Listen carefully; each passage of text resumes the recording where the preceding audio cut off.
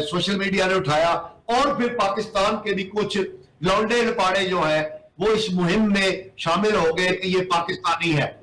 ठीक है। लेकिन फिर पाकिस्तान ने इमीडिएटली इसका काउंटर किया और बड़ा इफेक्टिवली काउंटर किया, और जाहिर है झूठ के चूके पैर नहीं होते, तो फिर ये चीज खुल गई कि उस दहशतगर्द बाप बेटे का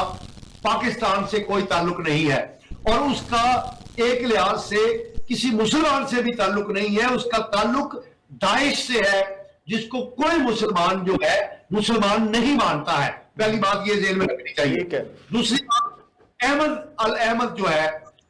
इस तरह उसने मुसलमानों का हकीकी इस्लाम का, हकीकी मुसलमानों का जो चेहरा है वो पूरी दुनिया के आगे जो है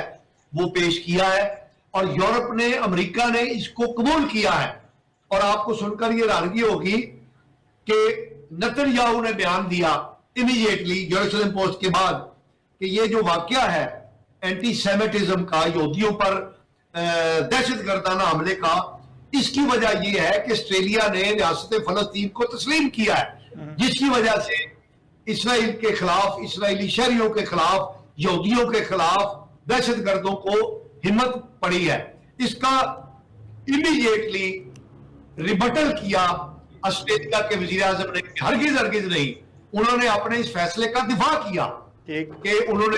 फलस्तीन की रियासत को तस्लीम किया है। और न्यू साउथ वेल्स के जो वजीर आजम है वो इमीडिएटली अस्पताल में गए और उन्होंने वहां पर अहमद अल अहमद के साथ तस्वीर खिंचवाई और उसको वायरल किया, और उन्होंने कहा मेरे लिए ये एजाज की बात है कि मैं इतने अजीम आदमी के साथ तस्वीर बना रहा हूं।